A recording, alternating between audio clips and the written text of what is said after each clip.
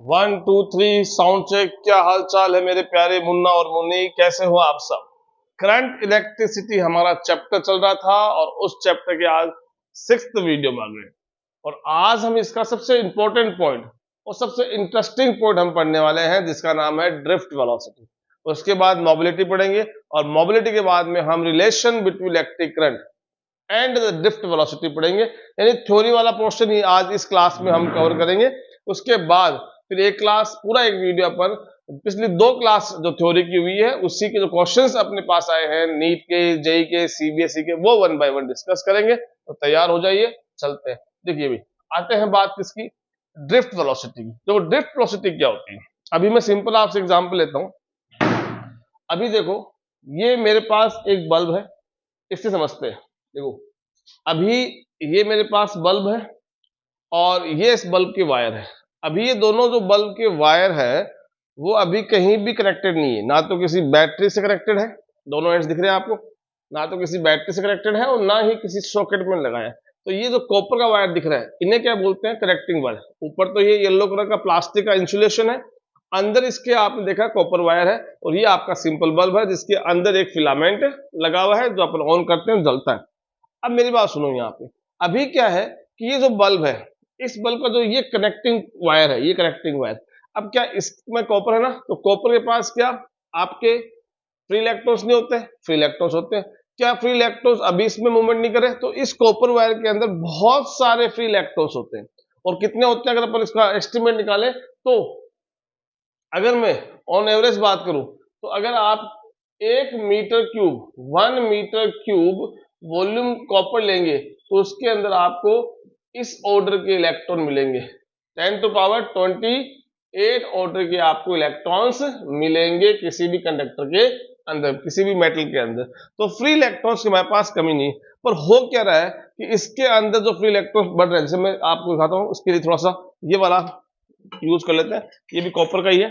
तो यहां पे आप देख रहे हो कि इसके अंदर बहुत सारे फ्री इलेक्ट्रॉन्स है और अभी इस रूम का कुछ ना कुछ टेम्परेचर है। अब कुछ ना कुछ इस रूम का टेम्परेचर है, इसका मतलब क्या हो रहा है कि इसके अंदर बहुत सारे इलेक्ट्रॉन्स है वो दौड़ रहे हैं, क्योंकि कमरे की जो हीट एनर्जी है उसको वो यूज कर रहे हैं, किसके लिए, अपनी काइनेटिक एनर्जी के लिए यूज कर रहे हैं। और वो इलेक्ट्रॉन सारे के सारे रैंडम डायरेक्शन, कोई इधर दौड़ रहा है, कोई इधर दौड़ रहा है, कोई इधर, यानी किसी के पास कोई फिक्स डायरेक्शन नहीं है, यानी इनको कोई गाइड करने वाला नहीं है। जैसे अभी आपके साथ जनरली होता है 10th क्लास के बाद कि सर हम साइंस लें, बायो ले, सॉरी साइंस ले, कॉमर्स ले या आर्ट्स ले, फिर साइंस में मैथ लें या बायो ले, क्या करें। तो वैसे ही कंफ्यूजन यहाँ की प्रॉपर गाइडेंस नहीं होने से, प्रॉपर डायरेक्शन नहीं देने से ये सब के सब रैंडम दौड़ रहे हैं, ठीक है। तो अभी ये जो इनके पास वेलोसिटी है, जब ये किसी भी तरह के सोर्स से कनेक्टेड नहीं है, ना कोई सेल बैटरी से और ना ही कोई सॉकेट से कनेक्टेड नहीं है, तो इस कॉपर वायर के अंदर जितने भी इलेक्ट्रॉन्स है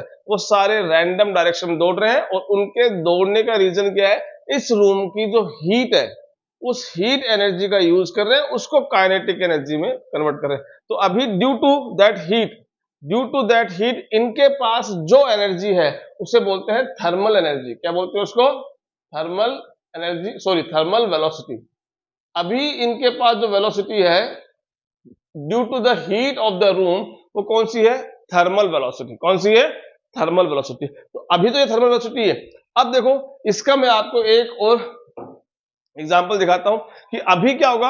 अब जैसे ही मैं इस कंडक्टर के अक्रॉस में अब पोटेंशियल लगाऊंगा, यानी वो जो मैंने आपको बल्ब दिखाया था येलो वायर वाला, अगर उसके दोनों एंड्स मैं किसी बैटरी से जोड़ दूं तो क्या होगा कि ये इलेक्ट्रॉन जो सारे रैंडम दौड़ रहे थे, ये इलेक्ट्रॉन जो सारे रैंडम डायरेक्शन में दौड़ रहे थे, तो अब रैंडम जब दौड़ेंगे तो उसमें होगा क्या कि अब इलेक्ट्रॉन जो सारे रैंडम दौड़ रहे थे, जब हमने बैटरी कनेक्ट नहीं की, हमारा स्विच मान लो एक तरह से ऑफ था, तो ये सब रैंडम दौड़ रहे हैं। और रैंडम दौड़ रहे हैं तो किस वेलोसिटी से दौड़ रहे हैं, अभी मैंने बताया आपको, ये सब के सब थर्मल वेलोसिटी से दौड़ रहे हैं।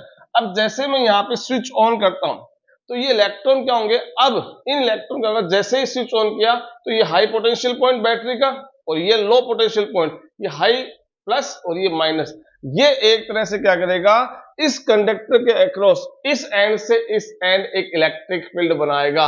और आप सबको पता है कि इलेक्ट्रिक फील्ड क्या करता है, चार्जेस पे फोर्स लगाता है। अगर वहां पे इलेक्ट्रिक फील्ड है, यस है, अगर वहां पे चार्जेस है, इलेक्ट्रॉन्स क्या होते हैं, इलेक्ट्रॉन चार्ज पार्टिकल होते हैं, तो उन सब पे क्या लगेगा, फोर्स लगेगा।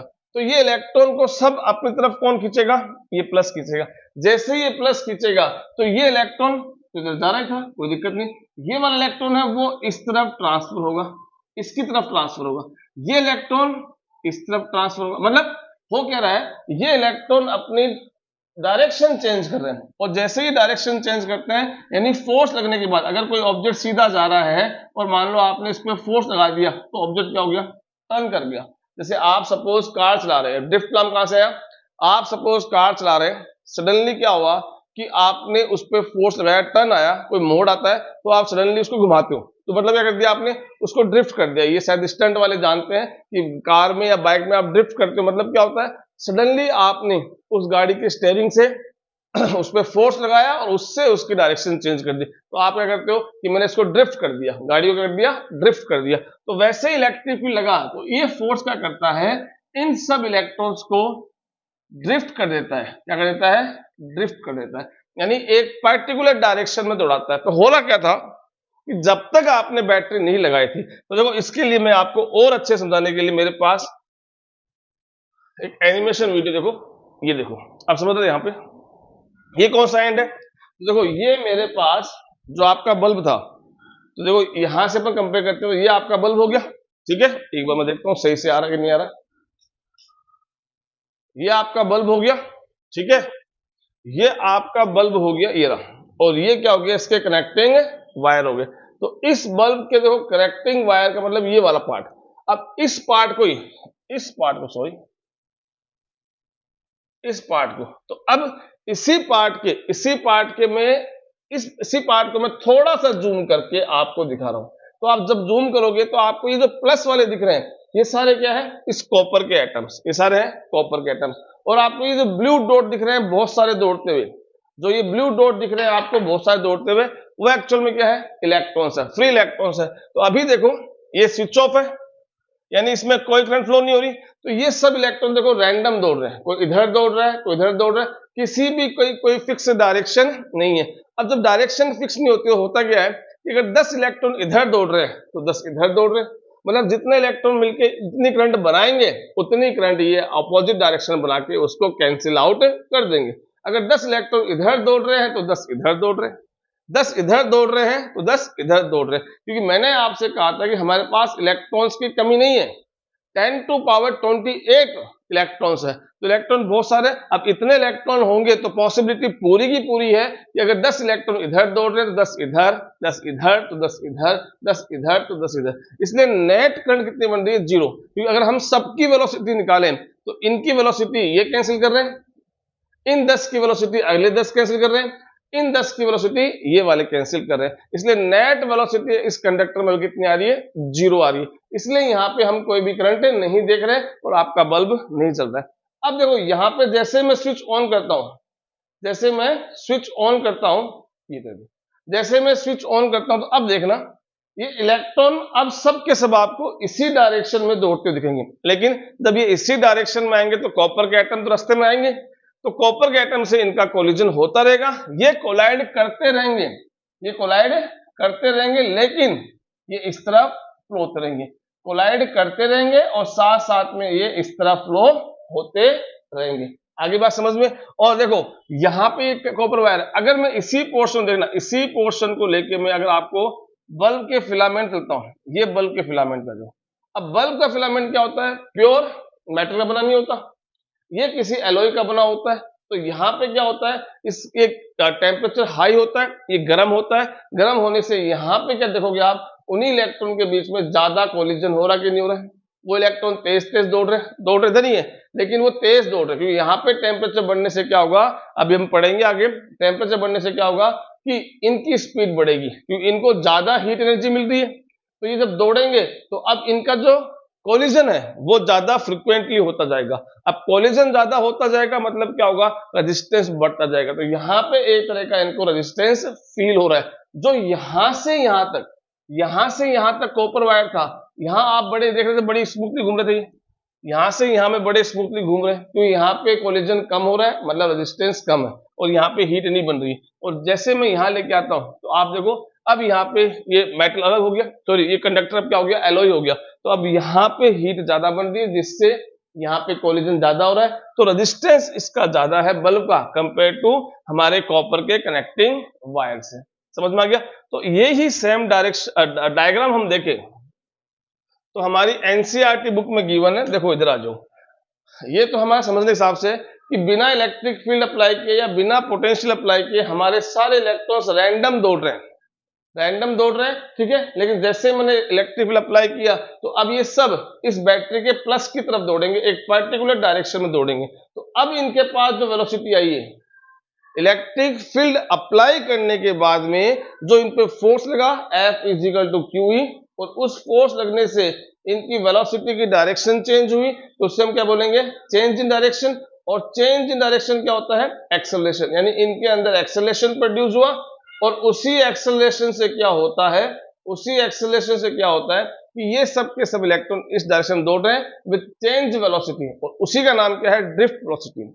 यानी इलेक्ट्रिक फील्ड अप्लाई करने से पहले हमारे पास थर्मल वेलोसिटी थी जो कोई करंट प्रोड्यूस नहीं कर रही थी, ये सब रैंडम दौड़ रहे थे। और इलेक्ट्रिक फील्ड अप्लाई यानी बैटरी लगाने के बाद में अब हमें कौन सी वेलोसिटी मिली है, ड्रिफ्ट वेलोसिटी मिली है, और वो हमारे लिए करंट बना के दे रही है, क्योंकि उस सिचुएशन में इलेक्ट्रॉन सारे एक पार्टिकुलर डायरेक्शन में दौड़ रहे हैं। अब ये तो समझाने के हिसाब से था कि ऐसे दौड़ रहे हैं, लेकिन अभी मैंने आपको उस एनिमेशन में दिखाया था कि ये दौड़ेंगे बिल्कुल स्मूथली नहीं, बीच में कॉपर के क्या आएंगे, आपके एटम्स आएंगे, जिससे क्या होगा, वो कोलाइड होते जाएंगे, लेकिन वो कोलाइड होते होते भी इसी डायरेक्शन में प्लस की तरफ बढ़ते रहेंगे। तो जो ये डायग्राम है एनसीईआरटी का वो यही है। तो ये क्या दिखा रहा है यहाँ पे कि अगर आपने ये इलेक्ट्रॉन का पाथ है, ये इलेक्ट्रॉन का पाथ है, ठीक है, तो एक इलेक्ट्रॉन जैसे आप इलेक्ट्रिक फील्ड अप्लाई करते हो तो आपको पता है कि इधर इलेक्ट्रिक फील्ड अप्लाई हो रहा है, मतलब ये प्लस है और ये माइनस है, तो इलेक्ट्रॉन किधर जाएंगे, प्लस की तरफ जाएंगे।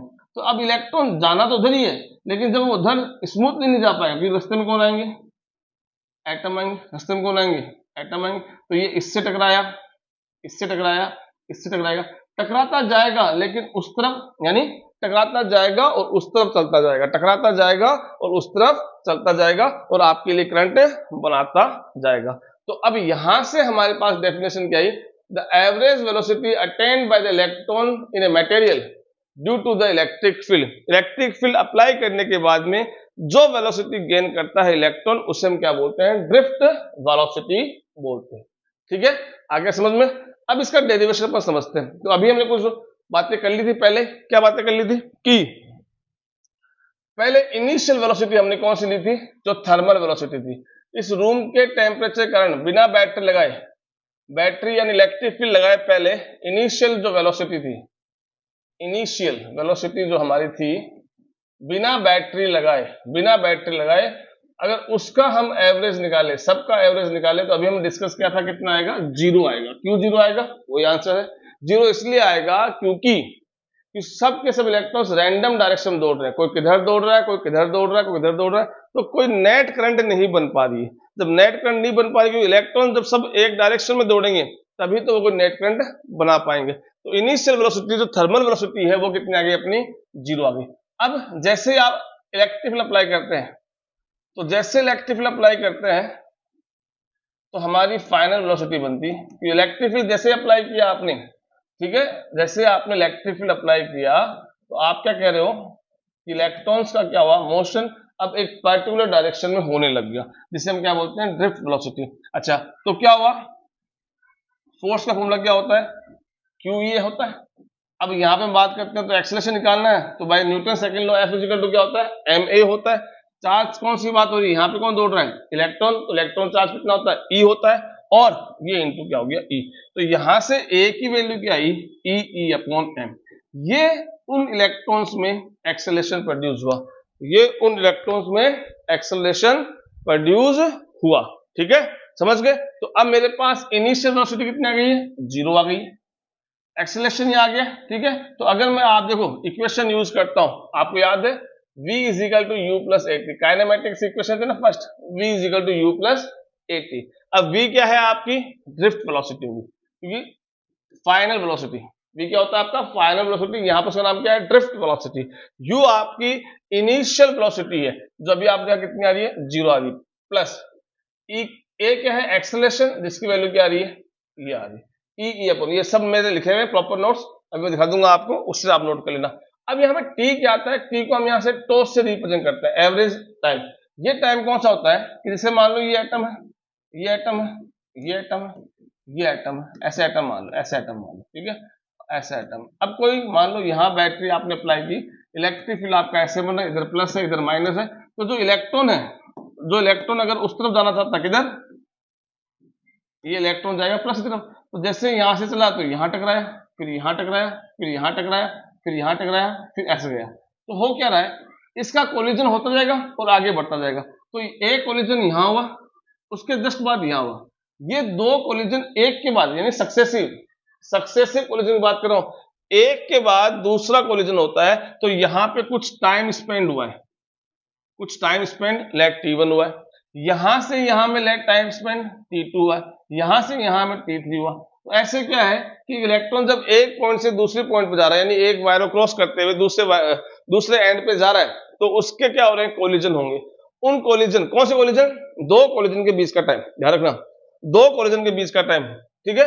और उस टाइम को हम क्या लिखते हैं रिलैक्सेशन टाइम, क्या बोलते हैं रिलैक्सेशन टाइम। दो कोलिजन के बीच का जो टाइम है, दो कोलिजन के बीच का जो टाइम है उसे क्या बोलते हैं रिलैक्सेशन टाइम बोलते हैं, और वो क्या होता है अपना इन सब का एवरेज। तो उसी को हमने क्या लिख दिया यानी एवरेज, यानी t1 plus t2 plus t3, इन सब का एवरेज हम निकालेंगे, उसको हम लिख दिया टो यानी वो आपका टॉर्क वाला है, और यहाँ पे टॉर्क नहीं है टो है, रिलैक्सेशन टाइम का सिंबल हो गया, किसका सिंबल हो गया रिलैक्सेशन टाइम का सिंबल हो गया।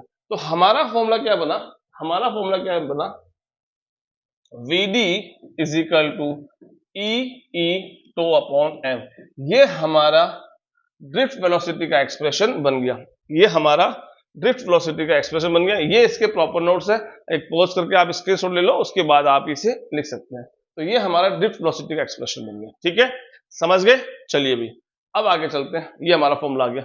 अब इसी को अगर मैं वेक्टर फॉर्म में लिखना चाहूं, इसी को अगर मैं वेक्टर फॉर्म में लिखना चाहूं तो सीधी सी बात है, देखो आप अभी आओ, हमने स्टार्टिंग में पढ़ा है इलेक्ट्रॉन सारे उधर ड्रिफ्ट हो रहे हैं, यानी इलेक्ट्रॉन के पास जो वेलोसिटी आ रही है येलो वाली, वो कौन सी है ड्रिफ्ट वेलोसिटी, तो इसके पास इधर है, तो सभी इलेक्ट्रॉन के पास इस डायरेक्शन में ड्रिफ्ट वेलोसिटी आ रही है, जबकि आपका अप्लाइड इलेक्ट्रिक फील्ड किधर है इस डायरेक्शन में। तो आप क्या देख रहे हो कि इलेक्ट्रिक फील्ड और वेलोसिटी दोनों वेक्टर है, पर डायरेक्शन वाइज दोनों एक दूसरे के ऑपोजिट है। तो यहां से हम अगर इसको वेक्टर फॉर्म में लिखे तो हम क्या देखेंगे, अभी तो हमारा एक्सप्रेशन ये था Vd is equal to e tau upon m हमारा एक्सप्रेशन था, लेकिन वेक्टर फॉर्म लिखे तो ड्रिफ्ट वेलोसिटी हमेशा कहां आती है इलेक्ट्रॉन की इलेक्ट्रिक फील्ड के ऑपोजिट आती है। अब ऑपोजिट डायरेक्शन मतलब क्या हो गया, यहां माइनस कर देंगे और ये दोनों किसमें हो गए वेक्टर में लिख दिए। तो ये हमारी वेक्टर फॉर्म ऑफ क्या हो गई ड्रिफ्ट वेलोसिटी हो गई। यहाँ पे माइनस का मीनिंग ये हुआ कि जो ड्रिफ्ट वेलोसिटी गेन करते हैं इलेक्ट्रॉन, वो आपके इलेक्ट्रिक फील्ड जिस डायरेक्शन अप्लाई किया उसके ऑपोजिट डायरेक्शन में गेन करते हैं, ठीक है। अब इससे ही जुड़ा हुआ एक और टर्म आता है, उसका नाम क्या है मोबिलिटी। मोबिलिटी का मतलब सिंपल से समझो आप कि कोई चार्ज पार्टिकल कितना इजीली किसी इलेक्ट्रिक फील्ड में मूव कर सकता है। जैसे मैं यहां से आप एक सिंपल एग्जांपल लेता हूं जो आपको बहुत अच्छे से समझ में आएगा। जैसे मान लो ये पॉजिटिव प्लेट है, ये नेगेटिव प्लेट है, ये पॉजिटिव है नेगेटिव है, ठीक है, और यहां पे एक प्रोटॉन रखा हुआ है और एक इलेक्ट्रॉन रखा हुआ है, ठीक है। समझने के हिसाब से थोड़ा लॉजिक आपको तुरंत क्लिक कर जाए। तो अब जैसे मैं यहां रखूंगा तो क्या होगा, इलेक्ट्रिक फील्ड तो यहाँ ई बन रहा है, तो इलेक्ट्रिक फील्ड से एक फोर्स बनता है, याद करो Q इक्वल टू ये बनता है। अगर इसको वेक्टर फॉर्म में लिखूं तो ये बनेगा।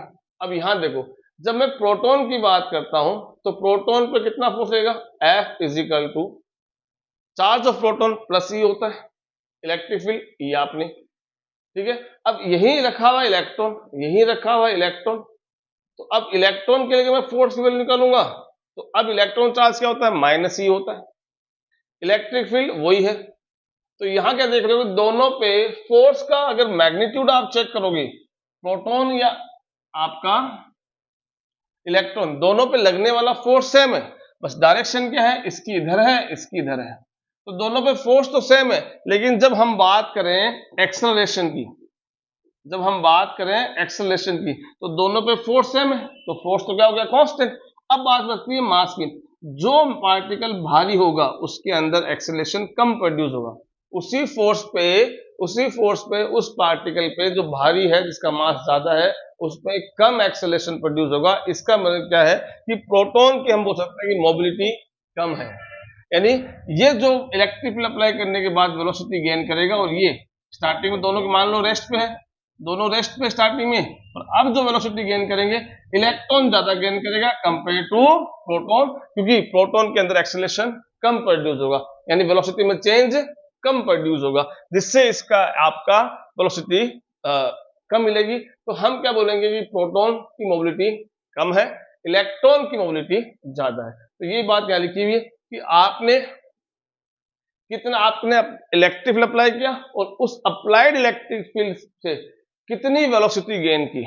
आपने इलेक्ट्रिक फील्ड अप्लाई किया, जैसे यहां आपने इलेक्ट्रिक फील्ड दोनों के लिए सेम अप्लाई किया, लेकिन जो ड्रिफ्ट वेलोसिटी गेन की है वो इलेक्ट्रॉन ने ज्यादा गेन की है और आपके प्रोटॉन ने कम गेन की। इसका मीनिंग क्या हुआ कि इलेक्ट्रॉन की मोबिलिटी ज्यादा होगी। तो हमारी डेफिनेशन क्या बनी, it is defined as the magnitude of drift velocity per unit electric field, U is equal to VD upon E। SI unit of mobility क्या बनेगी, तो देखो यहां से हम इसके अगर SI यूनिट बनाए, तो देखो VD का मतलब क्या हो गया, वेलोसिटी मीटर पर सेकंड। इलेक्ट्रिक फील्ड देखो क्या होता है, वोल्ट पर मीटर, तो ये मीटर ऊपर गया तो मीटर इंटू मीटर स्क्वायर हो गया। सेकंड नीचे आ गया तो वोल्ट पहले से था और सेकंड और आ गया, तो मीटर स्क्वायर पर वोल्ट सेकंड हमारी SI यूनिट होगी। अब देखो यहीं से अगर आप देखें, यहां से आप देखो तो ये एक्सप्रेशन कैसे बना, VD की वैल्यू आप निकाल चुके हो, E टो अपॉन M। अब डिवाइड में क्या बच गया, E बच गया, तो E से E कैंसिल हो गया, तो इसका एक्सप्रेशन ये भी हो गया। E मतलब इलेक्ट्रॉन, तो मतलब वो रिलैक्सेशन टाइम, M मतलब उस चार्ज पार्टिकल का मास जिसपे आपने इलेक्ट्रिक फील्ड अप्लाई किया। इलेक्ट्रॉन तो इलेक्ट्रॉन और प्रोटॉन है तो प्रोटॉन। आगे बात समझ में। अब चलिए नेक्स्ट डेरिवेशन चलते हैं, और उसका नाम क्या है, relation between current density and drift velocity. थोड़ा सा मैं आपको इसको एक्सप्लेन करता हूं, फिर नोट्स अपने पास लिखे हुए हैं, उसको आप अपने नोट कर लेना। तो चलो भी, तो देखो सपोज मेरे पास ये कंडक्टर है, बात समझना, मेरे पास एक कंडक्टर है, L लेंथ का कंडक्टर है, जिसका क्रॉस सेक्शन एरिया A है। ये हमने पहले भी डिस्कस किया कि अगर इसी कंडक्टर को ऐसे रखूं, तो आपको थोड़ा क्लास 8, 9, 10 का याद होगा कि ये तो रेडियस R होती है, तो इसका ये क्रॉस सेक्शन एरिया यानी सर्कल शेप का होता है, वो A कितना बनता है, यहाँ से पाई R स्क्वायर बनेगा। इसकी हाइट h होती है, तो अगर आपसे वॉल्यूम पूछे, volume of the cylinder is equal to क्या होता है, pi R square into h होता है। ये सो नो, पाई R स्क्वायर को हमने एक नाम दे दिया कैपिटल A, तो A हो गया। और अपने केस में मान लो यहाँ पे h यूज नहीं कर रहे, अपन L यूज कर रहे हैं, तो h की जगह L पुट कर दो, तो वॉल्यूम क्या आ गया, AL। तो AL इसका वॉल्यूम हो गया, AL क्या हो गया, इसका वॉल्यूम हो गया। ये ध्यान रखना इंपॉर्टेंट है, काम आएगा। अच्छा, अब ये कॉपर का बना या किसी भी मेटल का बना हुआ, तो इसके पास क्या है, बहुत सारे फ्री इलेक्ट्रॉन्स हैं। अब फ्री इलेक्ट्रॉन्स कितने हैं, तो अब क्या करते हैं, अभी जो मैंने आपको बताया था ना कि 1 मीटर क्यूब में 10 टू पावर 28 ऑर्डर में इलेक्ट्रॉन्स होते हैं। ऑर्डर मतलब ये 2 into 1.2 into 3 into 10 to power 28 ऐसा है, यानी आगे 2 1 इंटू में कुछ भी आ सकता है, ठीक है। ये डिपेंड करता है उस कंडक्टर पे, ठीक है। किसी के पास 1.2 है, किसी के पास 2 इंटू है, किसी के पास 4 इंटू है, तो ऑर्डर कौन सा है, 10 टू पावर 28 इलेक्ट्रॉन्स वाला है, समझ गए। तो इसका मतलब पर वॉल्यूम मतलब क्या हुआ कि 1 मीटर क्यूब में कितने इलेक्ट्रॉन्स हैं, 10 टू पावर 28। अब इसी नंबर को मैंने क्या नाम दे दिया, स्मॉल n। इसी नंबर को मैंने क्या नाम दे दिया, स्मॉल n। यानी स्मॉल n क्या हो गई, स्मॉल n क्या हो गया, नंबर ऑफ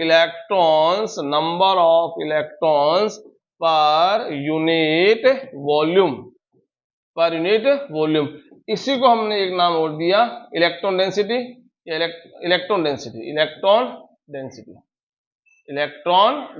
यानी पर पर वॉल्यूम कितने इलेक्ट्रॉन्स उस कंडक्टर के पास है। आगे बात समझ में, तो ये n ध्यान रहेगा, n ध्यान रहेगा आपको। n स्मॉल n क्या है, number of electrons per unit volume. तो अब देखो इस हिसाब से अगर मैं टोटल इसके पास कितने इलेक्ट्रॉन होंगे, तो अगर मैं टोटल इलेक्ट्रॉन्स की बात करूं, अगर 1 मीटर क्यूब में n इलेक्ट्रॉन्स है तो हमारे कंडक्टर का पूरा वॉल्यूम कितना है, Al।